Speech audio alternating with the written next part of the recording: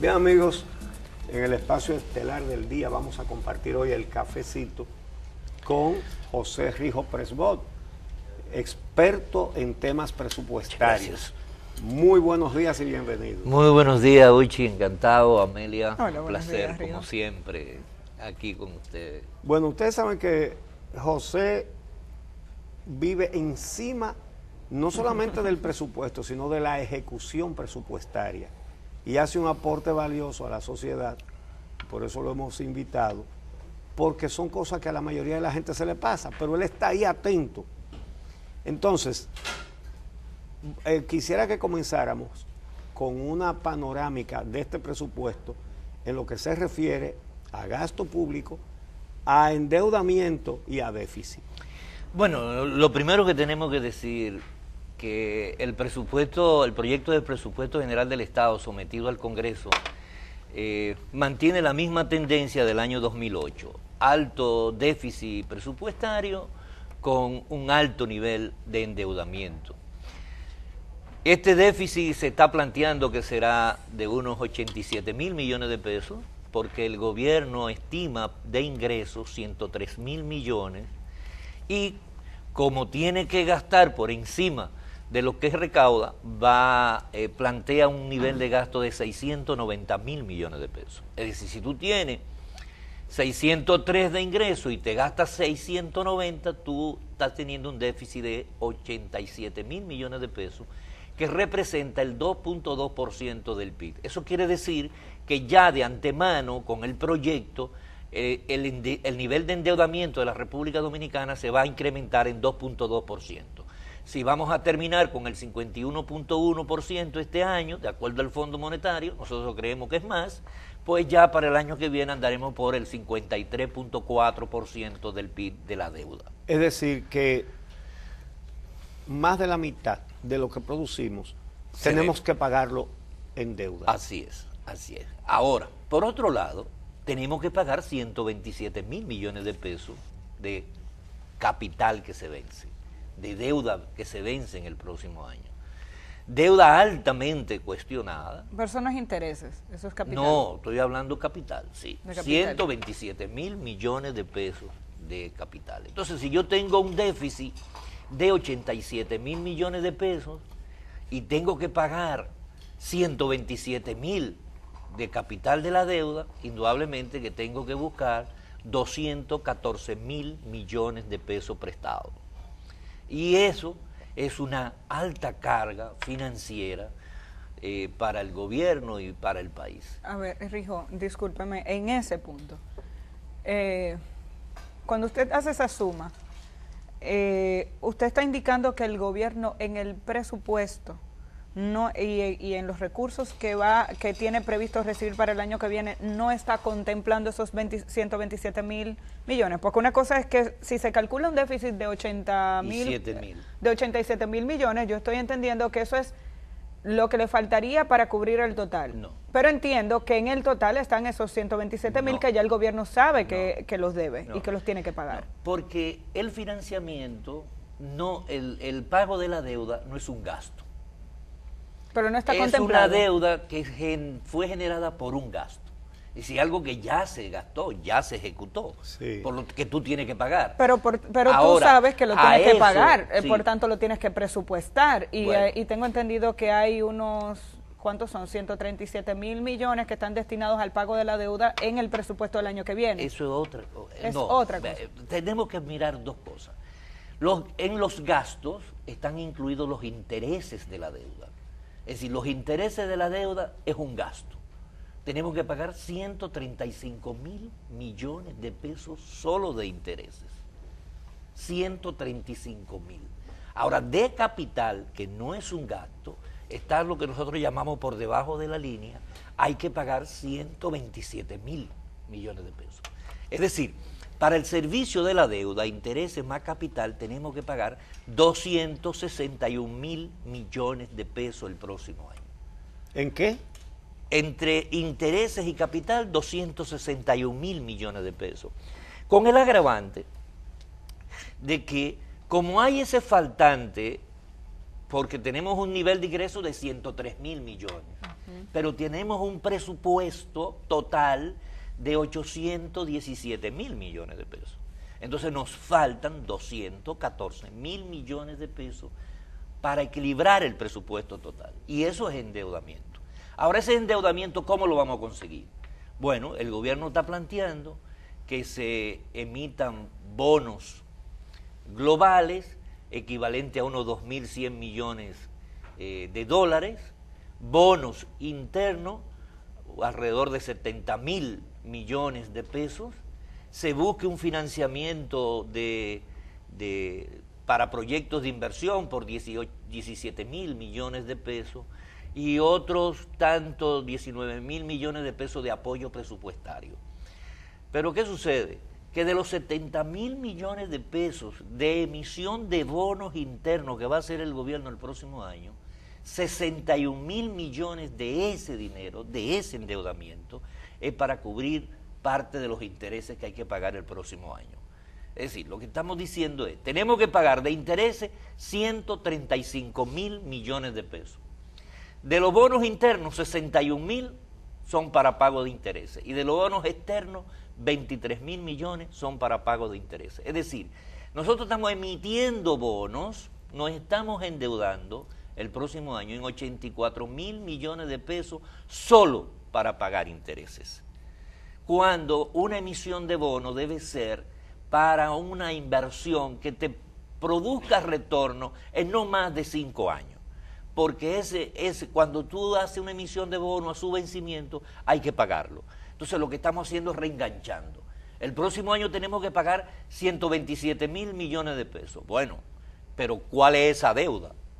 Hay un porcentaje de esa deuda que corresponde a emisiones de bonos anteriores que se vencen el próximo año y a deuda con Banco Mundial, con el BID que se van a saldar. Pero hay ahí contemplado 37.400 millones de pesos de una deuda que no se sabe cuál es. Una deuda ilegal, porque es lo que se conoce como una deuda administrativa. ¿Y por qué ¿Cómo es, así? por qué es ilegal? La deuda administrativa se genera cuando una institución gasta por encima de la autorización que tenía de la Dirección General de Presupuesto para ese renglón. La Ley Orgánica de Presupuesto ordena que ninguna institución puede ejecutar un gasto, comprar un bien o un servicio, si previamente la Dirección de Presupuesto no le ha dicho, mira, en este trimestre tú tienes el dinero, ejecuta. Inclusive, en febrero pasado, el 8 de febrero, el presidente dictó un decreto, el 1517, para que se cumpliera el mandato de la ley. Óigame bien, y eso tampoco... Un decreto para decir que la ley hay que cumplirla. Que la ley hay que cumplirla. Y que ninguno, y yo recuerdo toda la campaña que se hizo con ese decreto, con el 1517, que iba a haber un certificado de compromiso, que si el que no tuviera ese certificado no iba a poder gastar. ¿Ese decreto que establecía? Establecía lo que establece la ley. Ninguna institución puede ejecutar un gasto si previamente no tiene la aprobación por parte de la Dirección General de Presupuesto y los fondos reservados en tesorería. Entonces, tú no puedes generar una deuda si tú estás ejecutando en función de lo que tú tienes asignado. La misma presidencia tiene más de 1.600 millones de pesos de deuda administrativa para el próximo año. El Ministerio de Salud Pública tiene 700 millones de pesos que tiene que pagar el próximo año de deuda administrativa. Y esos 700 millones son gastos de este año que no son registrados y que su financiamiento se transfiere al año que viene para mantener la ilusión que quiere crearnos el gobierno de que tiene un manejo fiscal, un manejo de las cuentas fiscales razonable y que va disminuyendo el déficit fiscal. Porque ese es lo que nos tienen diciendo. Estamos disminuyendo el déficit de 2.3, que va a terminar en el 2017, lo bajamos a 2.2 para el 2018. Pero sin embargo, la proyección real del déficit de este año es de 125.000 millones de pesos, el 3.5% del PIB. Porque me está transfiriendo para el próximo año gastos y financiamientos que deben de registrarse en el año 2017. Y como no se registra, pues indudablemente el déficit aparentemente es disminuido. Entonces es parte de todo de todo un manejo y se puede irresponsable de las finanzas públicas. Y se puede gastar este año y no registrarlo este año. Claro que sí. Muestra de ello es que tú estás transfiriendo 37.000 millones de pesos para el año próximo que no se sabe de qué es. ¿Qué es eso? ¿Qué es lo que es deuda administrativa? Que me hagan la lista de las personas que le van a pagar esos 37.000 millones de pesos, o las instituciones, a los suplidores, a los contratistas, que es que le echan un cubo. No le pagan este año y se lo proveen para el próximo año. En el año 2009, esa deuda administrativa, ¿sabe cuánto fue? 29 millones de pesos. ¿Y este año es? 37.000 millones de pesos. ¿Cómo es? De 29 en el 2009 a 37. La deuda administrativa fue 29.6 millones de pesos. Y ahora estamos hablando de, perdón, de compromisos no cubiertos en el presupuesto de este año que se quedan para el año que viene. Y eso se ha implementado mayoritariamente a partir del 2000, en el presupuesto del 2013, 12, 13, 14, 15. Cada año se incrementa la deuda administrativa. O sea, me llamó mucho la atención eso. Yo te voy a pedir que me repites esos datos. La deuda administrativa en el 2009 fue ¿de cuánto? 29.6 millones de pesos, exactamente. 29.6 millones. Y ahora Sí. 37. ¿Y en el 2017? Este año se planificó unos 30.000 millones y el próximo año 37.000 millones. Sí, de 26 porque no es de 29.000 millones, No, es de 29 millones a 30.000 millones. Sí. Sí, pongan varios ceros. ¿Y cómo puede suceder eso? Bueno, por la irresponsabilidad del manejo de las finanzas públicas. No hay otra explicación, por la violación a la ley. Porque el problema del país, no hay un desglose, independientemente de los números, es que la República Dominicana está viviendo su peor momento de institucionalidad. Es que el problema de aquí es el respeto a la ley. Ahí se somete el proyecto de ley de presupuesto general del Estado para el 2018. Y hay un artículo en la ley, porque bueno que la gente sepa que el presupuesto es una ley con 53 artículos. Ahí hay un artículo que le está fijando un tope de $100.000 el costo de un vehículo para la exoneración de los legisladores. Y ya en la comisión bicameral se está discutiendo con los PLDistas, porque eso es una comisión PLDista, tiene 18 miembros y 14 son del PLD, para sacochar y decidir y que más nadie conozca y discuta a profundidad el presupuesto. Ellos están diciendo que no se puede, se argumentaba ayer en una reunión de la comisión, que no se puede disminuir, ponerle $100.000 de exoneración a un vehículo de un legislador, porque eso es una ley, porque eso es una ley. Porque a ellos no le alcanzan 4.700.000 pesos para comprar un vehículo. No, y además de que eso es una ley, pero ¿qué sucede? Pero que de la exoneración, ley, esos 4 millones, perdón, que lo deja de percibir el Estado, sí, porque claro, es de exoneración que estamos hablando. El porcentaje del costo que... Es que necesitan comprar más Bentley, Lamborghini, ahora, cosas de esas, para vender la exoneración, porque ese es el colmo. Pero el asunto es que cuando uno ve, por ejemplo, el problema de la justicia, a la justicia le corresponde el 2.665% del fondo general. Eso significa que a la justicia para el próximo año tendrían que dársele 13.000 millones de pesos. Y le están dando 7.500 millones de pesos. ¿Y por qué? Primero, porque la Suprema Corte de Justicia demuestra la dependencia del poder ejecutivo. Y digo que demuestra eso porque la 2/3 parte de los miembros de la Suprema pueden inhabilitar al director de presupuesto, al tesorero, al contralor, si no le colocan el presupuesto que ellos someten. Es decir, si no le reconocen el 2.665%. Ahora, ¿qué sucede? Como el Poder Judicial está amarrado por el Poder Ejecutivo, no ejerce su poder de sancionar a esos funcionarios que violan la ley. Amarrado no legalmente, sino políticamente. Porque son cuadros del partido. Y por otro lado, entonces tenemos, y ahí que venimos la debilidad institucional, que el Congreso, el Poder Legislativo, en complicidad con el Poder Ejecutivo, le aprueba al Poder Judicial un presupuesto menor de lo que le corresponde. Sin embargo, ese Poder Legislativo le crea cada año 2, 3, 4, 5 tribunales, juzgados de paz, y no le dice de dónde van a sacar los recursos, y no le aprueba. Entonces no tenemos justicia. Por eso el embajador de Español en estos días, ayer creo que hablaba, de la lentitud, de la dificultad que estaban teniendo inversionistas españoles por la lentitud en las decisiones de la justicia, y eso es una expresión diplomática, ¿no? Entonces nosotros estamos en un nivel de destrucción institucional.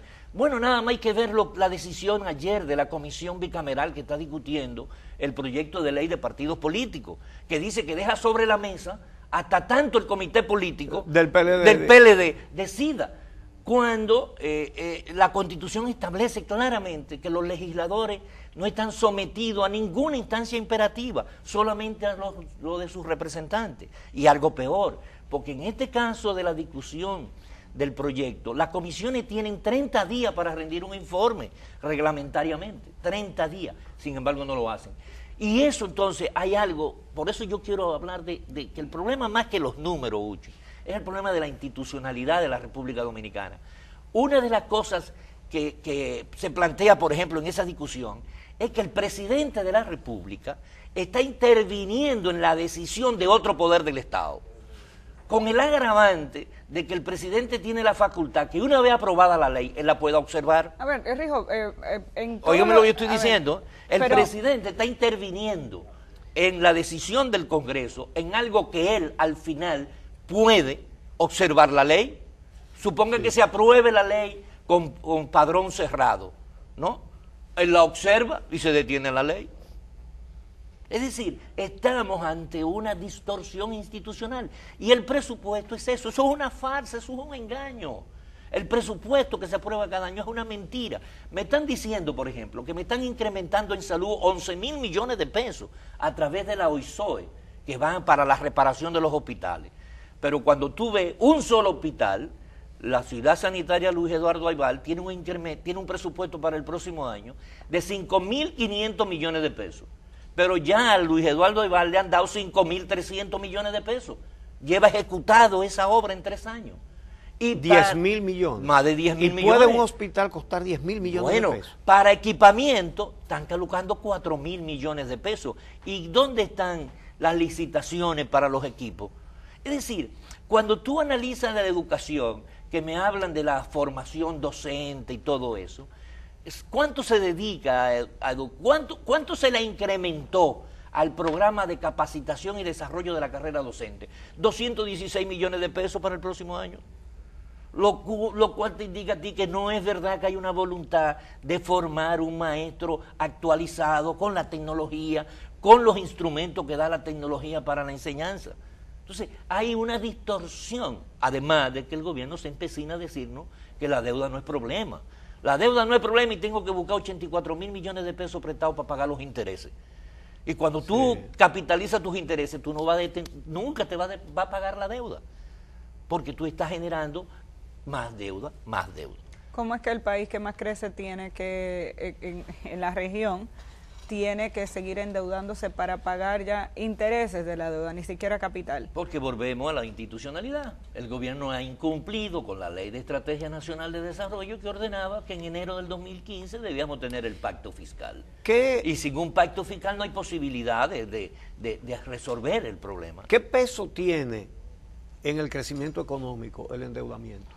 No, si uno se pone a analizar los últimos años, yo estimo que más del 30-35% de ese crecimiento económico es sustentado por el endeudamiento. Es decir, porque el dinero que ingresa en deuda pasa a formar parte de ese crecimiento. No solamente eso, que te genera riqueza, es decir, hay gasto y ese gasto del gobierno hace consumo, ¿no? Es decir, se dinamiza la inversión. Cuando el gobierno se retuvo ahora en el primer semestre, que prefirió pagarle el 45% de los gastos de capital para Odebrecht y Punta Catalina, y no le pagó a los contratistas de los hospitales, de las escuelas, a los suplidores de los comedores, la economía se ralentizó y solamente crecimos 2.3% en el segundo trimestre. José Rijo, un aspecto que funciona políticamente porque la gente paga muchísimos impuestos sin darse cuenta. Así es. Ok.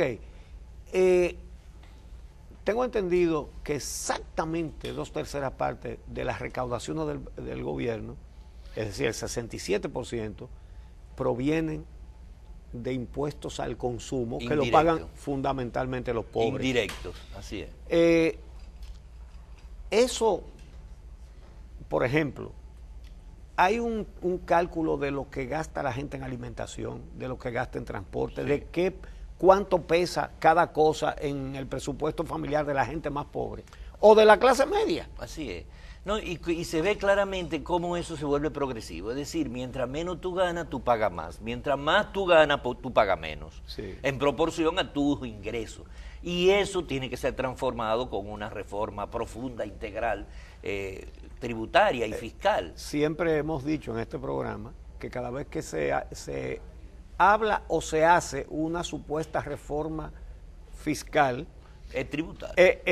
no es ninguna reforma de nada, porque la única reforma posible es que los que más tienen paguen más y que los que menos tienen paguen menos, porque hoy día es al revés. No, y que lo que el gobierno recaude demuestre voluntad política de que no haya corrupción y que haya sanción para los corruptos. Pero además, porque si tú te aumentan, que quieren aumentar los impuestos, el gobierno quiere recaudar más, bueno, pues demuéstrame que tú eres más eficiente en la calidad del gasto, no te lo robes. Ese es un problema. Entonces, la gente dice, ¿para qué voy a pagar impuestos? Y no me ponga, y trata de evadir. Y no me ponga casi 50 vicecónsules en Nueva York cuando el Departamento de Estado reconoce a 2. Y 53 asesores en Cancillería. Y también 36 subdirectores en INESPRE. Pero eso es y como todo consecuencia. Pero eso es como consecuencia también, Uchi y Amelia, de la violación a la ley. Es que el presidente de la República tiene que mandar con el proyecto de ley de presupuesto la estructura de puestos de cada institución al Congreso. Y si va la estructura de puesto, no pueden existir en la nómina, para pago de nómina, 53 asesores en Cancillería. Porque eso queda definido por la función de cada empleado, de cada funcionario. Mira, la última pregunta no es de economía, ni de presupuesto. Pero tú eres un dirigente del PRM. No. Yo creía que tú eras del PRM. No.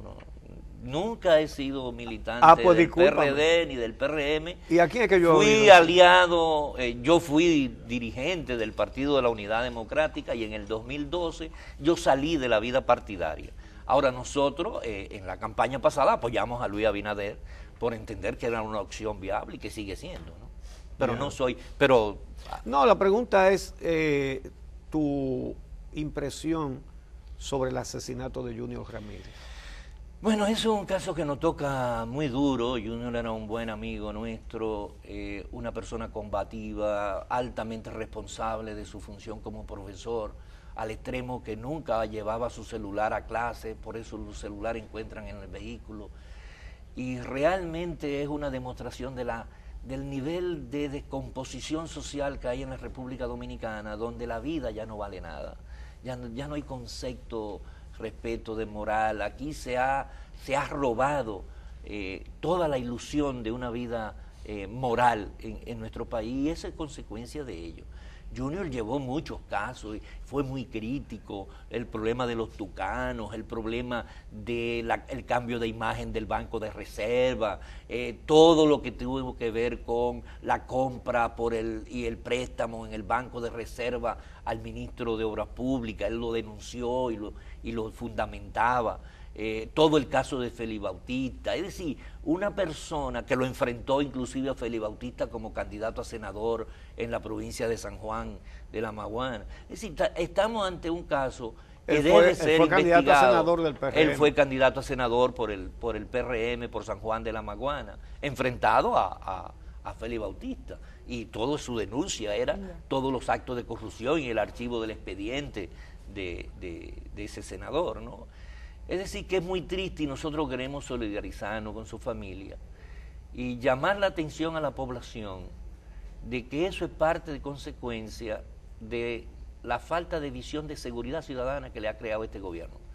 Este gobierno ha creado una generación que tenía 4 y 5 años y hoy está entre los 18 y 24 años con un alto nivel de aceleramiento, de querer conseguir las cosas, y por eso se ha incentivado al sicariato, se ha incentivado el robo, se ha incentivado, porque queremos llegar rápido a tener y no ser.